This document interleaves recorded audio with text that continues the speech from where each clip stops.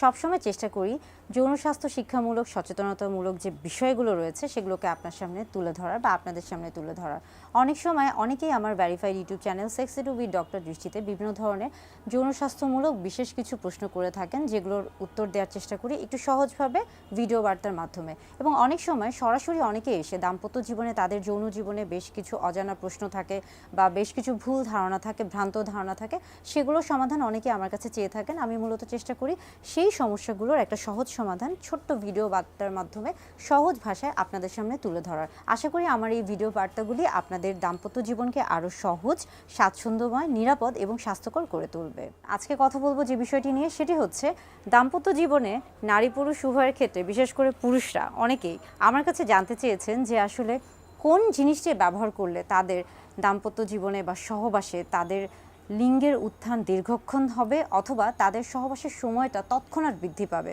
অর্থাৎ অনেকেই জানতে চান বা বেশিরভাগ পুরুষই এই জিনিসটা নিয়ে অনেক বেশি বিচলিত থাকেন বা অনেক বেশি আগ্রহ প্রকাশ করে থাকেন যে আসলে এমন কোনো কিছু কি আছে যে যেই জিনিসটা ব্যবহার করলে বা যেই জিনিসটা গ্রহণ করলে তার সহবাসের যে সময়টা রয়েছে সেটা তৎক্ষণাৎ দীর্ঘক্ষণ হয়ে যাবে বা বেড়ে যাবে বা একটা লম্বা সময় ধরে তিনি সহবাস করতে পারবেন, অর্থাৎ তার সেক্সুয়াল পারফরমেন্সটা ভালো হবে। হ্যাঁ, আজকে মূলত কথা বলবো এই বিষয়টা নিয়ে। তৎক্ষণাৎ আপনার সহবাসের সময় যদি বাড়াতে চান বা বৃদ্ধি করতে চান, সেই ক্ষেত্রে কিন্তু একটা খুব ভালো একটা বিষয় রয়েছে বা একটা বিষয় খুব ভালো একটা ভূমিকা রাখে, এবং সেটা হচ্ছে স্প্রে। আপনি যদি স্প্রে ব্যবহার করে থাকেন সেই ক্ষেত্রে কিন্তু আপনার সহবাসের যে সময়টা রয়েছে সেটা কিন্তু তৎক্ষণাৎ বেড়ে যায়।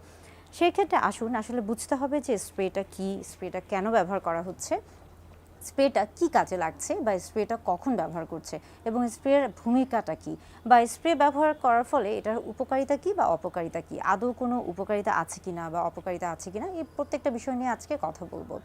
আমরা মূলত অনেকেই সেক্সুয়াল যে বিষয়গুলো রয়েছে বা আমাদের দাম্পত্য জীবনে নারী পুরুষ স্বামী স্ত্রীর ক্ষেত্রে যে বিষয়গুলো নিয়ে আলোচনা করে থাকি, সেখানে দেখা যায় যে অনেকেই বিভিন্ন ধরনের প্রশ্ন করে থাকেন, এবং তাদের মধ্যে একটা খুব কমন যে প্রশ্ন বা একটা খুব কমন যে আগ্রহ বা কৌতূহল থাকে, এবং সেটা হচ্ছে মূলত যৌন জীবনে দীর্ঘক্ষণ সহবাসে লিপ্ত থাকা। এটা নিয়ে কিন্তু অনেকের অনেক প্রশ্ন থাকে, এবং এই বিষয়ে কিন্তু অনেক ধরনের ওষুধ রয়েছে, অনেক ধরনের আমরা বলে থাকি যে উপাদান রয়েছে, যেগুলো গ্রহণ করলে আপনি খুব সহজেই লম্বা সময় ধরে সহবাস করতে পারবেন।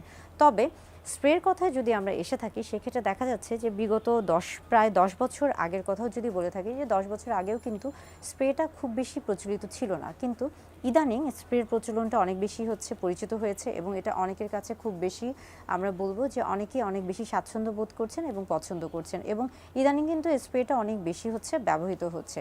তবে স্প্রে নির্বাচনের ক্ষেত্রে অবশ্যই আপনাকে কয়েকটা জিনিস খেয়াল করতে হবে, এবং একটা হচ্ছে তার মধ্যে খুবই গুরুত্বপূর্ণ, সেটা হচ্ছে বাজারে বিভিন্ন ধরনের স্প্রে পাওয়া যায়। আপনি কোন স্প্রেটি ব্যবহার করছেন এবং সেটা আপনার শরীরের জন্য উপযোগী কিনা, কিংবা সেটা আপনার শরীরে কোনো ক্ষতিকর প্রভাব ফেলছে কিনা, সেটা অবশ্যই জানার জন্য একজন চিকিৎসকের পরামর্শ নেবেন। কারণ বাজারে যে ধরনের স্প্রেগুলো রয়েছে সেখানে কিন্তু বিভিন্ন ধরনের উপাদান থাকে। মূলত আমরা বলে থাকি যে স্প্রের ক্ষেত্রে বর্তমানে যে উপাদানটা ব্যবহার করা হয়ে থাকে, এবং সেটা হচ্ছে লিডোকেইন। লিডোকেইন আসলে হচ্ছে স্প্রেকে দেখা যাচ্ছে যে আপনার এই যে সহবাসের যে সময়টা রয়েছে এটাকে দীর্ঘক্ষণ বাড়িয়ে তোলে। এবং আরেকটা গুরুত্বপূর্ণ বিষয় হচ্ছে যে আপনি যখন স্প্রে নির্বাচন করছেন সেই ক্ষেত্রে খেয়াল করতে হবে যে বিগত কয়েক বছর আগে যে স্প্রেগুলো প্রচলিত ছিল, অনেক সময় দেখা যেত যে সেগুলোর ক্ষেত্রে বিভিন্ন রকমের অনেকের একটা হচ্ছে অনীহা কাজ করতো বা একটা হচ্ছে অস্বস্তি কাজ করতো, কিন্তু আস্তে আস্তে কিন্তু সময়ের যে চাহিদার কারণে এই স্প্রেগুলোর উপাদানগুলোকে পরিবর্তন করা হয়েছে, এগুলোর মানগুলোকেও কিন্তু উন্নত করা হয়েছে, অর্থাৎ এগুলোর গুণগত মান বৃদ্ধি পেয়েছে। স্প্রে নির্বাচনের ক্ষেত্রে আপনাকে কয়েকটা বিষয় অবশ্যই মাথায় রাখতে হবে। একটা হচ্ছে যে আপনি যে স্প্রেটি কিনছেন সেটা সহজলভ্য কিনা, এবং সেটা হচ্ছে সহজে সব জায়গায় পাওয়া যাচ্ছে কিনা, এবং সেটার সঠিক উপাদান সেখানে আছে কিনা, কিংবা সেটা আপনার জন্য সঠিক কিনা, এবং এটা আসলে আপনার যে সময়টা রয়েছে, তৎক্ষণাৎ যে সময়টা রয়েছে সেটাকে সঠিকভাবে এটা দীর্ঘায়িত করছে কিনা, এই প্রত্যেকটা বিষয় কিন্তু আপনাকে অবশ্যই মাথায় রাখতে হবে।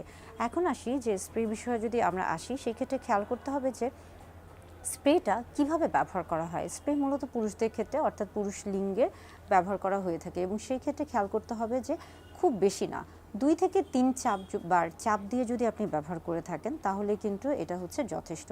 এবং স্প্রে ব্যবহারের ক্ষেত্রে সবসময় খেয়াল করবেন যে স্প্রে কখনোই কিন্তু উপর থেকে দেওয়া যাবে না, এটা নিচ থেকে দিতে হয়, এবং এটা কিন্তু একদম হচ্ছে ভিতরে দেওয়া যাবে না, এটা বাহিরে দিতে হবে। এবং আমরা সবসময় বলে থাকি যে স্প্রে ব্যবহারের ক্ষেত্রে এই প্রত্যেকটা জিনিস কিন্তু খেয়াল করতে হবে। এবং আরেকটা খুব গুরুত্বপূর্ণ বিষয় হচ্ছে সহবাসের আগে অন্তত 10 মিনিট আগে স্প্রে ব্যবহার করা উচিত, এবং আপনারা কিন্তু স্প্রে ব্যবহার করে কন্ডোম ব্যবহার করতে পারেন, অর্থাৎ স্প্রে ব্যবহার করে কন্ডোম ব্যবহার করা যায়। অনেকে প্রশ্ন করে থাকেন যে স্প্রে ব্যবহার করে তিনি ওরাল সেক্স করতে পারবেন কিনা।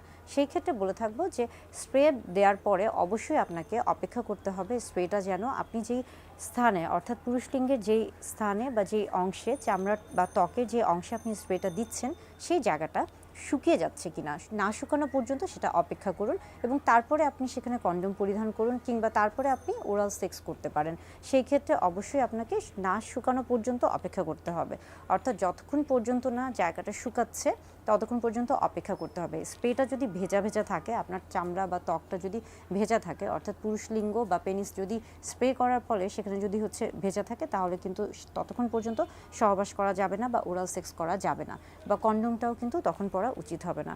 অর্থাৎ স্প্রে কিন্তু আপনার এই যে সহবাসের যে সময়টা রয়েছে সেটাকে তৎক্ষণাৎ দীর্ঘায়িত করবে। স্প্রে নিয়ে অনেকের মধ্যে অনেক ধরনের ভুল ধারণা রয়েছে। অনেকে মনে করে থাকেন যে স্প্রে যদি ব্যবহার করা হয়ে থাকে তাহলে এটা হয়তো বা দীর্ঘক্ষণ, মানে তিনি 1 দিন 2 দিন 3 দিন পর্যন্ত দীর্ঘক্ষণ সহবাস করতে পারবেন বা টানা সহবাস করতে পারবেন। আবার অনেকে মনে করে থাকেন যে স্প্রে তিনি যেই জায়গায় দিচ্ছেন বা চাপ দিচ্ছেন সেই জায়গাটা হয়তো বা তার নিস্তেজ হয়ে যাবে। এই যে একটা ভ্রান্ত ধারণা, এই ধারণাগুলো থেকে বের হয়ে আসতে হবে।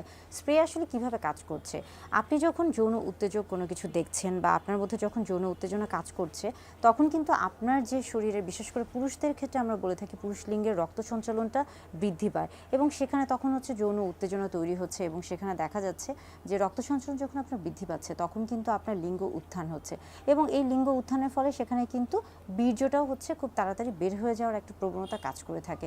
এই যে বীর্যটা যেন তাড়াতাড়ি বের না হয় বা এই বীর্যটা যেন তাড়াতাড়ি বের হতে না পারে, সেই জন্য কিন্তু সেখানে স্প্রে দেওয়া হয়ে থাকে। স্প্রের কাজ মূলত ওই জায়গাটাকে ওই মুহূর্তের জন্য নিস্তেজ করে দেয়া, যেন বীর্যটা বের হতে না পারে এবং দীর্ঘক্ষণ আপনার লিঙ্গের উত্থানটা বজায় থাকে এবং আপনি যেন দীর্ঘ সময় লম্বা সহবাস করতে পারেন বা দীর্ঘক্ষণ সহবাসে নিজেকে সক্রিয় ভূমিকা পালন করতে পারেন বা নিজেকে সক্রিয় রাখতে পারেন। অর্থাৎ স্প্রে বিভিন্নভাবে কিন্তু আপনার এই যে সহবাসের যে সময়টা রয়েছে সেটাকে তৎক্ষণাৎ দীর্ঘ করছে, যার ফলে স্প্রের কিন্তু একটা ভালো ভূমিকা রয়েছে। তবে স্প্রে নির্বাচনের ক্ষেত্রে আবারও বলছি যে আপনার জন্য কোন স্প্রেটি আসলে সঠিক, বা স্প্রেটা আপনি যেটা ব্যবহার করছেন সেটা সঠিক কিনা বা কোনটা ব্যবহার করা উচিত, সেটা ক্ষেত্রে কিন্তু অবশ্যই একজন চিকিৎসকের পরামর্শ নেবেন। তবে স্প্রে নির্বাচনের ক্ষেত্রে আবারও বলছি যে আপনার জন্য কোন স্প্রেটি আসলে সঠিক, বা স্প্রেটা আপনি যেটা ব্যবহার করছেন সেটা সঠিক কিনা বা কোনটা ব্যবহার করা উচিত, সেটা ক্ষেত্রে কিন্তু অবশ্যই একজন চিকিৎসকের